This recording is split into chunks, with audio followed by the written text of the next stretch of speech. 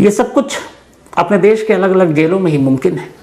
ऐसी ऐसी जेलों के अंदर से कहानियां बाहर आती हैं कि कोई भी चौंक जाए।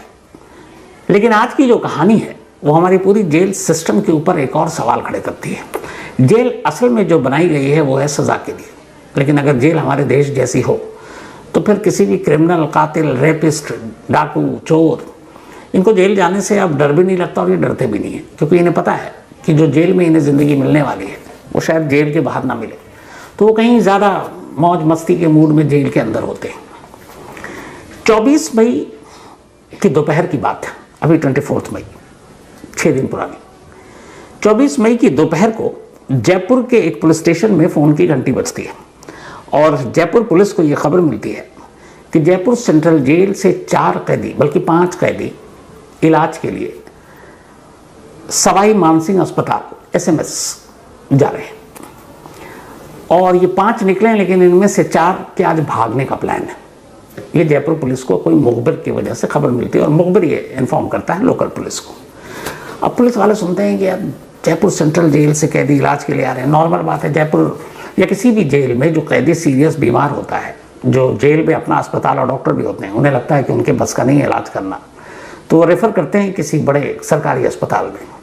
तो अब सवाई मानसिंह अस्पताल जयपुर का एक नामी सरकारी अस्पताल है और कायदे से जो नियम कानून है वो यही है कि जो भी कैदी होंगे उन्हें सरकारी अस्पताल ही रेफ़र किया जाएगा, किसी प्राइवेट अस्पताल में नहीं, क्योंकि खर्च सरकार उठाती है इन कैदियों के भी, चाहे वो रेपिस्ट हो, कातिल हो, डाकू हो। तो पुलिस को ये खबर मिली कि 5 कैदी हैं और इनमें से 4 के आज भागने का प्लान है। सुनते पुलिस की टीम फौरन थाने से निकलती है और सवाई मानसिंह अस्पताल पहुंच जाती है। जब अस्पताल पहुंचती है तो सबसे पहले नज़र पड़ती है जेल वैन पर, जिनमें बिठाकर कैदियों को लाया जाता है। पुलिस ने देखा कि जेल की पार्किंग में एक जगह पर वो जेल वैन खड़ी हुई है। पुलिस ने सांस ली, राहत की। उन्हें लगा खबर देने वाला झूठा था, मुखबिर गलत था, क्योंकि जो कैदी जेल वैन से आए वो तो जेल के अहाते में पार्क है। फिर भी उन्होंने कहा चलो अब देखते हैं। अब उन्होंने देखा वैन के आसपास कोई पुलिस वाला है नहीं। उन्होंने अंदर जाकर चेक करते हैं। अब वो अस्पताल के अंदर जाते हैं, OPD में जाते हैं, इमरजेंसी में जाते हैं और बाकायदा उन कैदियों के नाम थे जो मुखबिर ने फ़ोन किया। उसने जो 4 कैदी भागने वाले उनके नाम बताए। उनमें से एक का नाम था भंवर लाल, एक का रफ़ीक, एक का नाम था उसमें अंकित बंसल और एक का करण गुप्ता। तो ये 4 लोग थे, भंवर लाल, रफ़ीक, अंकित और करण। अब अलग अलग वार्ड में, OPD में, अलग अलग डॉक्टरों के पास पुलिस की टीम चक्कर काट रही है, 4 नाम पूछ रही है कि भाई जयपुर सेंट्रल जेल से ये 4 कैदी इलाज के लिए आपके पास आए। हर डॉक्टर ने मना कर दिया। OPD में कहीं उनकी एंट्री नहीं, इमरजेंसी में गए वहाँ आप कहीं पता नहीं। अब पूरे अस्पताल के हर वार्ड को भी उन्होंने छान मारा, कहीं कोई मिला नहीं। अब पुलिस को लागा नहीं, मुखबिर ने सही खबर दी है। लेकिन परेशानी इस बात की थी कि ये कैदी अगर भाग गए हैं तो जेल वैन क्यों खड़ी है अस्पताल के अंदर। लेकिन उस जेल वैन का ड्राइवर भी नहीं, कोई नहीं। अब पुलिस को लगा मामला गड़बड़ है और मुखबिर सही कह रहा है। अब उन्होंने इन 4 कैदियों के बारे में पता करने की कोशिश की और ये भी पता किया कि ये लोग कब कैसे आए। तो सबसे पहले जेल को कांटेक्ट किया गया, जयपुर सेंट्रल जेल। पूछा गया भाई आज आपके 4 कैदी आए। जेल की तरफ से रजिस्टर निकाल कर देखा गया और जवाब दिया गया लोकल पुलिस को कि साहब 4 नहीं 5 कैदी आ जाए और उनमें से कुछ के पेट में दर्द था और कुछ को एलर्जी। अब पहले तो पुलिस यही सुनकर हैरान परेशान कि पेट दर्द या एलर्जी के लिए कोई जेल के डॉक्टर या अस्पताल की बजाय सरकारी अस्पताल उसको निकाल कर भेजा जाए, ये हैरान करने वाली बात, क्योंकि अमूमन जेल से कैदी वही बाहर भेजे जाते हैं जो सीरियस होते हैं। अब एलर्जी जैसी छोटी सी चीज़ के लिए कोई कैसे बाहर रेफर कर सकता है। खैर उन्होंने पूछा तो ये पता चला 5, पुलिस के पास खबर 4 की थी। उन्होंने कहा ये 5वां कौन, तो पता चला 5वां एक और कैदी था। फिर जेल की तरफ से कहा गया कि नहीं साहब 5वां कैदी जो गया था जिसके पेट में दर्द था वो तो जेल वापस लौट आया 3 घंटे में। अब पुलिस और हैरान कि निकले 5, अस्पताल गए 5, 4 गायब और 5वां इतना सीधा साधा शरीफ के वापस इलाज करा के अस्पताल भी पहुंच गया, अस्पताल से जेल भी पहुंच गया। अब पुलिस ने अपनी छानबीन शुरू की, इन सारे लोगों के नाम थे। फिर इधर उधर अपने मुखबिरों को लगाया। धीरे धीरे अब दोपहर से शाम होने वाली थी। अच्छा, इन कैदियों को किसी भी कीमत पर 5 बजे तक वापस जेल पहुंचना था और सुबह ये निकले थे 8 बजे। तो करीब करीब 5-4-9 घंटे इनको आना जाना दिखाना इलाज में गुजारना था। पुलिस को लगा कि ये लोग गए कहाँ होंगे, सारे मुखबिर लगा दिए गए थे। तभी पुलिस को पहली इंफॉर्मेशन मिली, पता ये चला कि जयपुर शहर के अंदर ही एक सिद्धार्थ होटल है, जो कायदे से देखें तो जयपुर सेंट्रल जेल से करीब करीब 5 किलोमीटर की दूरी पर है, थोड़ा सा अलग बनकर ये होटल है। तो सिद्धार्थ होटल में 2 कैदी गए हुए हैं। अब पुलिस चकराई कि ये 2 कैदी होटल में क्या कर रहे हैं, जिनको हॉस्पिटल में होना चाहिए था। खैर पुलिस की टीम पहुंची होटल में। जब होटल में पहुंची तो उन्होंने दोनों कैदियों के बारे में पूछा। रिसेप्शन के लोग शायद अनजान थे कि ये लोग कौन हैं। उन्होंने बताया, हाँ साहब है तो, लेकिन इनके नाम पे बुकिंग नहीं है, कुछ महिलाओं के नाम पे बुकिंग है। रूम पूछा पुलिस की टीम के, अब 2 रूम 2 महिलाओं के नाम पर बुक किया गया था। अब इनमें से एक रफीक की बीवी थी और एक भंवरलाल की गर्लफ्रेंड। पुलिस जब अंदर गई तो देखती है कि अंदर बेहतरीन खाना, शराब, सारी चीज़ें, बल्कि ड्रग्स भी है।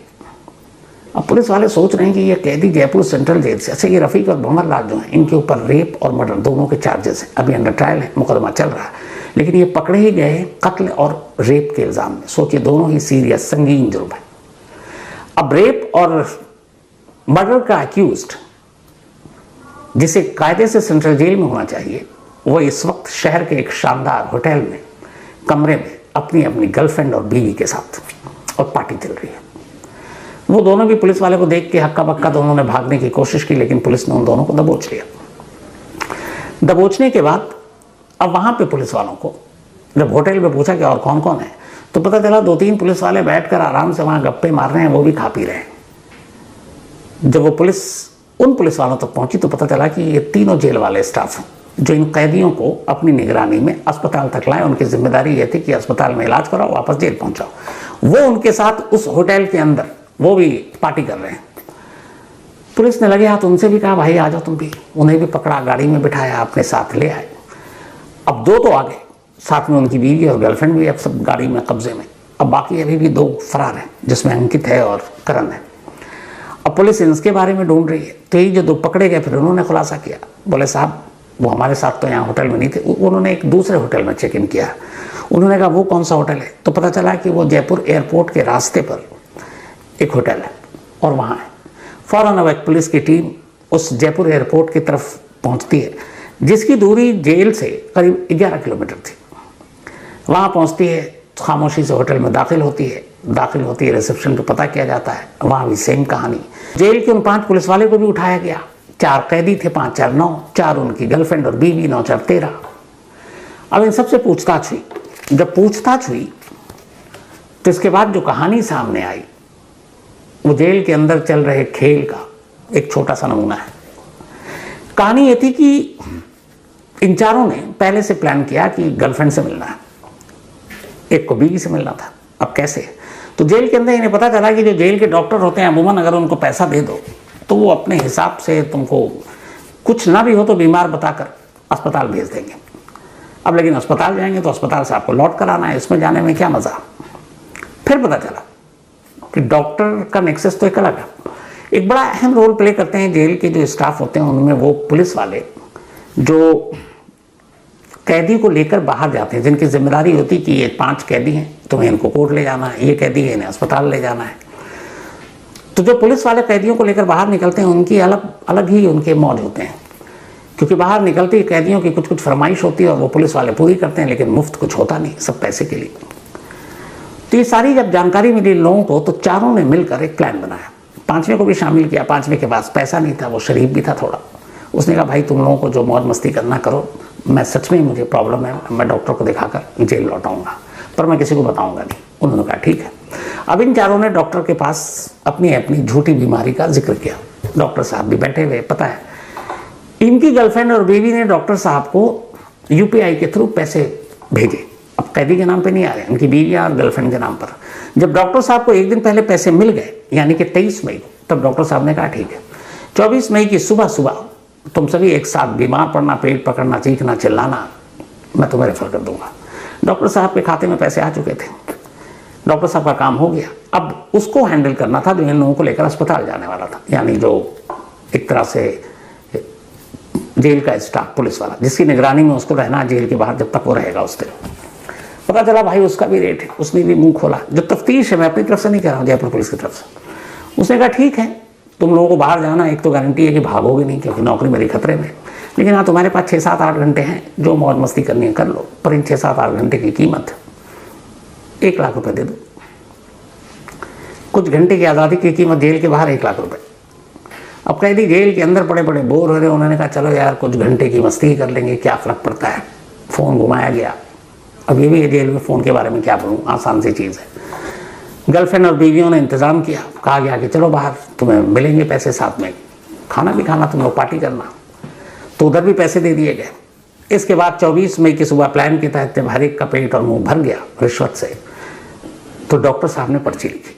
उनमें 2 के लिखे पेट दर्द, 2 के लिखे एलर्जी, सीरियस टाइप। और उसके बाद अब जेल के बाकी स्टाफ को भी पता है कि ऐसे कैदियों की ऐसी पर्ची कब बनती है। बाकी के 5 पुलिस वाले वैन में लेकर जेल के निकलते हैं, अस्पताल जाते हैं। वहाँ पहले से सब कुछ तय था, 1 कैदी लौट आता है, बाकी अब 4 कैदी।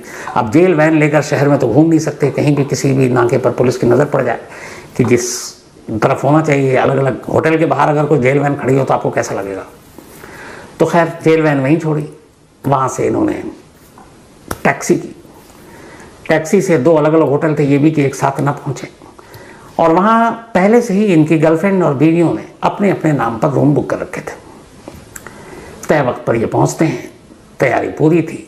इनमें से एक कैदी की साथ जो आई थी महिला, वो तो अपने साथ ड्रग्स लेकर आई थी, उसका नाम शायद रफ़ीक है, रफ़ीक की वाइफ। और वो ड्रग्स इतनी थी कि पुलिस वालों को देख कर लगा कि ये ड्रग्स इतनी जल्दी ये लोग कंज्यूम नहीं कर सकते थे। तो उस ड्रग्स की मात्रा को देखकर एक और डाउट हुआ कि ड्रग्स जेल के अंदर पहुंचना था और जेल के अंदर कैदियों में बेचना था, तो मतलब एक ड्रग्स का भी एंगल आ गया।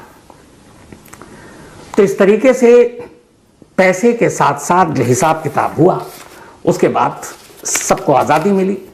और कातिल और रेपिस्ट जिसके ऊपर इल्ज़ाम है कत्ल, रेप का, फ्रॉड का, ये लोग सेंट्रल जेल से बाहर निकलकर मौज मस्ती कर रहे थे। अब ये तो बाहर थे, जितने गिरफ्तार हुए, जब इन्होंने मुंह खोला तो पता चला वो डॉक्टर साहब कौन है। अब डॉक्टर साहब रडार पर है, अभी जब तक मुझे जहाँ तक खबर अभी तक अरेस्ट नहीं हुए, लेकिन उनके खिलाफ इंक्वायरी चल रही है। ये कि सिर्फ इन लोगों को ही इन्होंने ऐसी पर्ची बना कर दी, या इससे पहले भी ऐसे पर्ची बना कर दे चुके हैं। और ये भी जानकारी आ रही कि पर्ची में भी कुछ कोडवर्ड होता था, जिससे पता चल जाता था पूरे जेल के स्टाफ को कि ये जेन्युइन बीमार है, ये बीमारी के नौटंकी कर रहा है, इससे कितने पैसे हैं। तो उसको जितने लोग मिलकर लूट सकते थे सब लूटते हैं। जेल में कहते हैं कि अगर आपको मज़े करना और खुलकर जीना है तो पैसा बहुत खर्च होता है।